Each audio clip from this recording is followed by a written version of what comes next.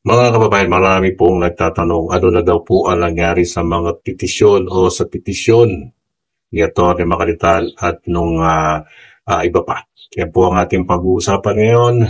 Alam nyo, buhay na buhay pa rin po ang usaping BSKE kahit nagkaroon na nga po tayo ng bago batas na umiiral ngayon ay yung RA 12232. No? BSKE sa November 2, 2026. At bukod doon mga kababayan, bukod doon sa petisyon nga na inaasahan, marami pong umaasa.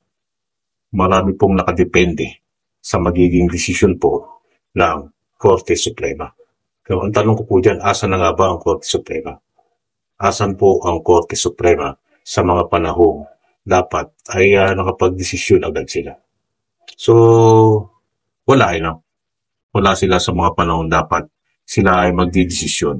Kasi nga yung petisyon, sana daw, sabi ni Atty. Macalital, dapat magbaba ng temporary restraining order na sa ganun mapigilan niyang batas na yan.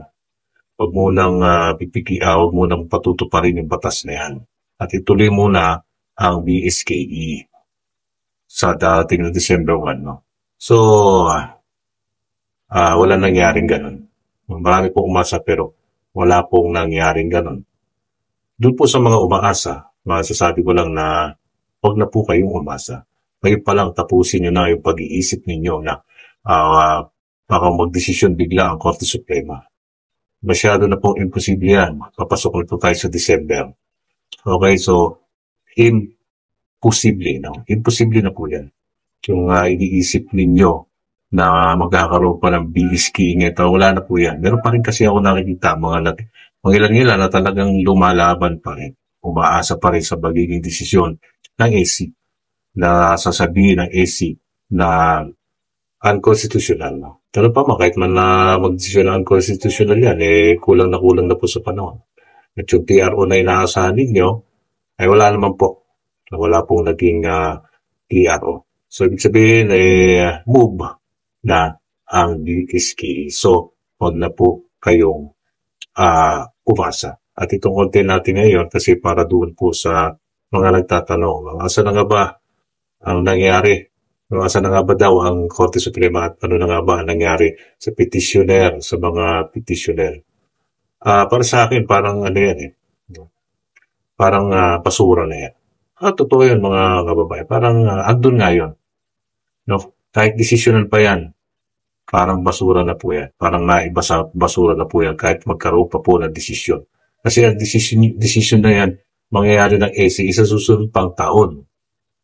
No, pero magkakaroon ng update sa dating inaasikaso ng Korte Suprema, hindi na naman yung kaso ng BSK ang kanilang hinahawakan. Siyempre, line up yan, nakapila yan.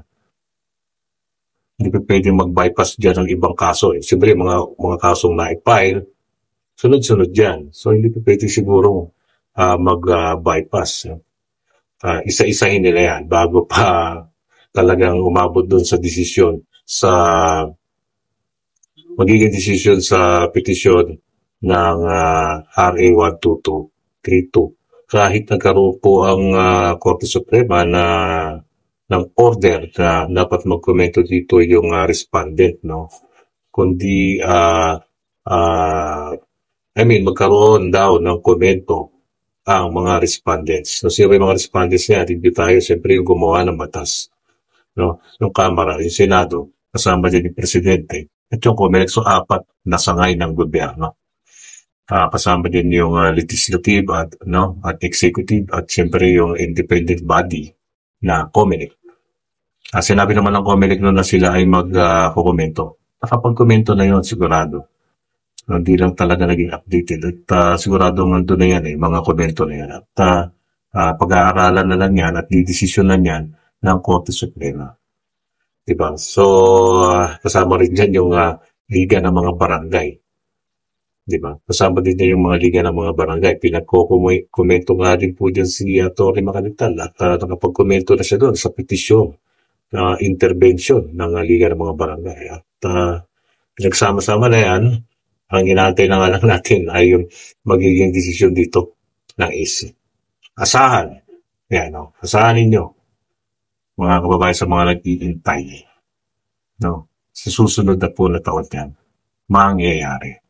At habang inaantay ang desisyon na yan, umiiral yung batas na RA 12232 na ang walang ibang susundin kundi ang BSKE sa November 2, 2026. Pero sa ngayon, mga kababayan, kahit yun po yung sinasabi ng batas sa RA 12232 ay November 2, 2026, ay mayroon pa din daw mga possibilities na hindi November 2 ang magiging BSKE. Pero mga nagsasabi na baka mas mapaaga pa daw. Sinabi ng Pebrero na ay imposible naman mangyari kasi meron pong BARM na dapat unahin na sabi nga nila ay baka maganap sa Marso. No? Pagkatapos noon ay BSKE na sa November. No? At siguro after ng BARM, baka dyan na po maglabas ng desisyon ang Korte Suprema. No? Constitutional o unconstitutional. Marami pa pong mangyayari. Kung ang desisyon ay unconstitutional o constitutional. Kasi na-move na eh. Sa tingin niyo kapag unconstitutional ang desisyon, so anong mangyayari? Wala, di ba? Walang batas na susundin, kundi magbababa na naman ng panibagong Supreme Court ruling. So, hindi tiyak ang magiging schedule ng BSKE kung unconstitutional. Hindi naman pwedeng agad-agad. No? Baka mangyari pa nito Baka mangyari pa nito, mga kababayan, kapag unconstitutional maging December pa. No? Ano? Maging December. Pwede. Kasi unconstitutional. At alam niyo ba, pwede rin maging December kahit constitutional pa. Alam niyo kung bakit? Kasi maraming umaalma sa November November 2 paano yan? Maraming umaalma sa November 2. Sabihin natin constitutional.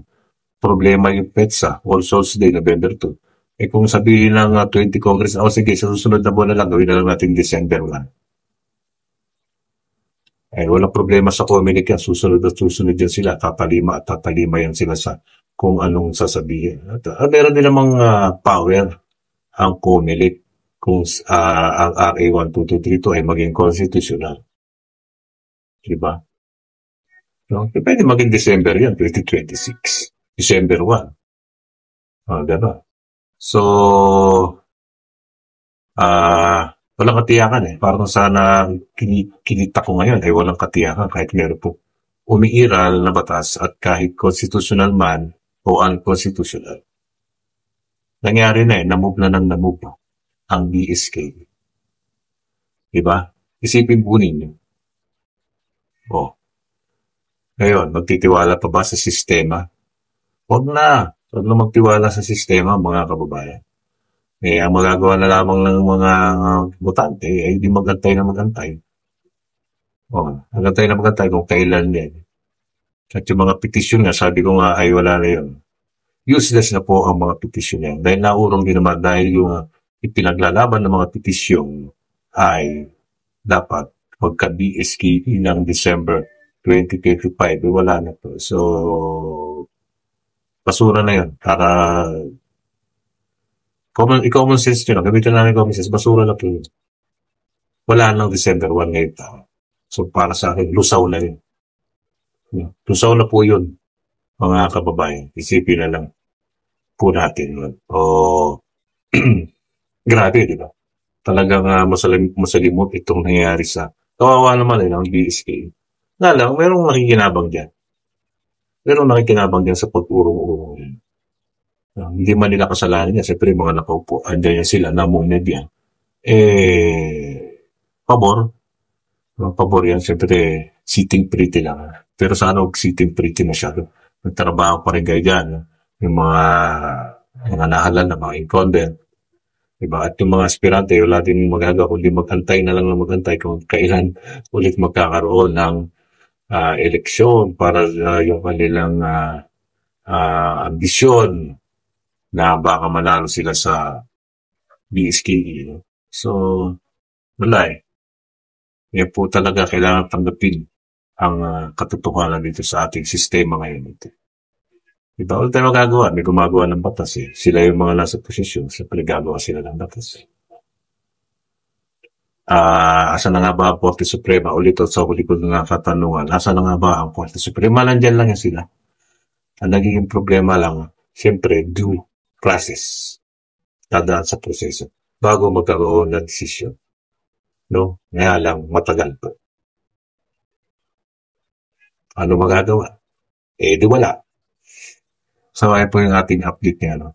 Please, pa-share man ang ating video. Ang ganun yung ating mga bosses nyo rin. Mag-komento kayo dyan.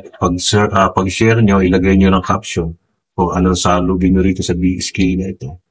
At tapos sa mga bago na padaan sa ating channel, kung nagustuhan nyo, pa-subscribe at marami pa tayong pag-uusapan dito sa aking channel. So ngayon kasi itong BSKE ay mainit pa rin to, mainit pa rin to hanggat andyan ang mga barangay. Ito mga dapat, mga eleksyon dapat itong pag-uusapan. Mga issues, okay? Ganito na lang. God bless po.